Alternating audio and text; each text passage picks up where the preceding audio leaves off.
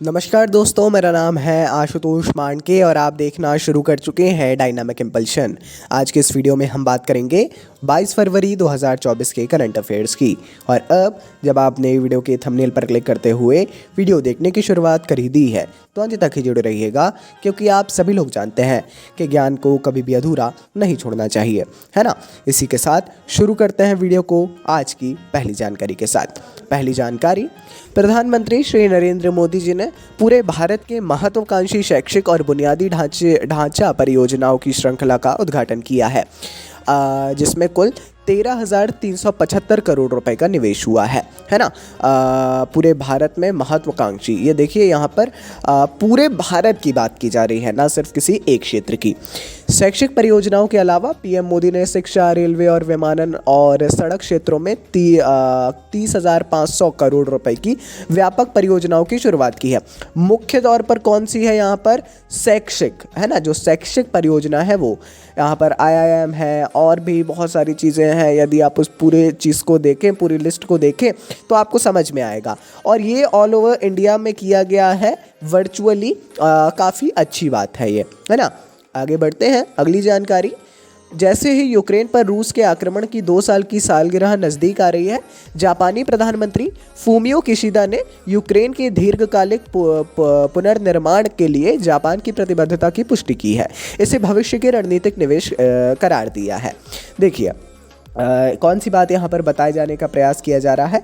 हाल ही में जापान के प्रधानमंत्री फूमियो किशिदा ने जो है यूक्रेनी सरकार और विभिन्न व्यापारिक संगठनों के सहयोग से एक सम्मेलन का आयोजन किया, जहां किशिदा ने दोनों देशों के बीच व्यापक साझेदारी के दृष्टिकोण को रेखांकित किया और ज़्यादा विकास की बात की है ना। इस समझौते से ये नज़र आ रहा है कि जापान यूक्रेन को पूर्णतः सहायता देने के लिए प्रतिबद्ध है और पूर्णतः सहायता देगा भी, है ना, उसके पुनर्निर्माण के लिए।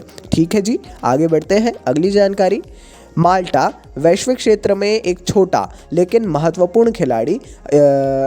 यहाँ पर जो ऐसे कुछ शब्द होते हैं इसमें ये मत समझा करिए, है ना। अगर आपने शब्द शक्ति पढ़ा होगा तो आपको इसकी जानकारी होगी। इन सारी चीज़ों का क्या होता है, लक्षणा जो अगर आपने पढ़ा होगा ये वही है ना। वैश्विक क्षेत्र में एक छोटा लेकिन महत्वपूर्ण खिलाड़ी, इसने हाल ही में अंतर्राष्ट्रीय सौर गठबंधन में शामिल होकर टिकाऊ ऊर्जा की दिशा में उल्लेखनीय कदम उठाया है। माल्टा, है ना, नाम याद रखिएगा। यह कदम गैर नवीकरणीय ऊर्जा स्रोतों पर निर्भरता कम करने और पर्यावरण के अनुकूल विकल्पों को अपनाने के लिए देश की प्रतिबद्धता को रेखांकित करता है।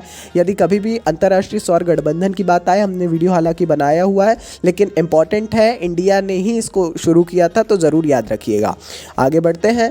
महाराष्ट्र कैबिनेट ने शैक्षणिक संस्थानों और सरकारी रोजगार दोनों में मराठा समुदाय को 10% आरक्षण देने के लिए एक मसौदा विधेयक को मंजूरी दे दी है। बहुत ज़रूरी, सिर्फ महाराष्ट्र के लिए नहीं, वहाँ तो ये काफ़ी बड़ी न्यूज़ है, हालांकि बहुत बड़ा ड्रास्टिक चेंज है, लेकिन पूरे देश के लिए भी। हाल ही में मराठा समुदाय को 10% आरक्षण सरकारी रोजगार में और शैक्षणिक संस्थानों में देने की बात कही जा रही है और यह विधेयक को मंजूरी भी दे दी गई है। यह कदम महाराष्ट्र पिछड़ा वर्ग आयोग द्वारा प्रस्तुत एक रिपोर्ट के बाद उठाया गया है, जिसमें 50% की सीमा से आगे विस्तार को उचित ठहराया गया है ना जी। ये इम्पोर्टेंट जानकारी है और ज़रूर इसके बारे में थोड़ा पढ़िएगा। आगे बढ़ते हैं, अगली जानकारी। मुख्यमंत्री पेमा खांडू द्वारा हाल ही में अरुणाचल प्रदेश के मुख्यमंत्री पेमा खांडू द्वारा घोषित जल जीवन मिशन के तहत हर घर जल, जो केंद्र सरकार की योजना है, इसमें 100% संतृप्ति तक पहुंचकर अरुणाचल प्रदेश ने एक अत्यंत महत्वपूर्ण उपलब्धि हासिल की है। यह मील का पत्थर अरुणाचल प्रदेश को पूर्वोत्तर में पहले और भारत में 10वें राज्य के रूप में अलग करता है, जो 100%, जो 100% संतृप्ति तक पहुंच गया है जल जीवन मिशन के अंतर्गत आने वाले हर घर जल योजना में, जिससे ने केंद्र सरकार की पहल की पूरी तरह से अपनाया इस पहल को। और इसका उद्देश्य हर घर के लिए स्वच्छ और सुरक्षित पाइपलाइन के माध्यम से जल पहुंचाना है, ये सुनिश्चित करना है। आगे बढ़ते हैं, देखते हैं अगली जानकारी।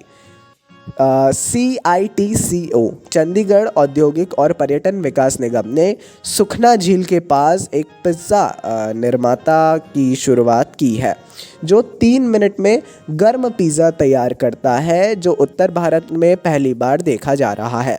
और सबसे बड़ी बात, ये किसी ऐसे प्राइवेट कंपनी ने नहीं, चंडीगढ़ औद्योगिक और पर्यटन विकास निगम ने शुरू किया है, जो इसको और भी ज़्यादा खास बनाता है। पिज़्ज़ा वेंडिंग मशीन है ये एक तरीके की भारत में चालू होने वाली ये एकमात्र मशीन है जो महत्वपूर्ण सफलता है ज़ाहिर तौर पर। यदि आप देखें, आई मैट्रिक्स ग्रुप ऑफ कंपनीज के संस्थापक और CEO doctor Rohit Shekhar Sharma France से प्रेरित इस परियोजना का नेतृत्व कर रहे हैं। जाहिर तौर पर अलग अलग कंपनीज का नेतृत्व यहाँ पर मिला होगा, बहुत सी कंपनीज का सपोर्ट मिला होगा और ये वाकई में बहुत बड़ी बात है ना। ज़रूर इसके बारे में पढ़िएगा, है ना। थोड़ा सा इसमें मैं देख नहीं रहा हूँ ज़्यादा न्यूज़ वगैरह इसकी, इसीलिए हमने इसको आप तक पहुँचा दिया। चलिए जी, ये थी आज की इस वीडियो की अंतिम जानकारी। अपनी तैयारी को लगातार और मजबूती से करते रहिए। मिलते हैं अगले वीडियो में। नमस्कार। Dynamic impulsion.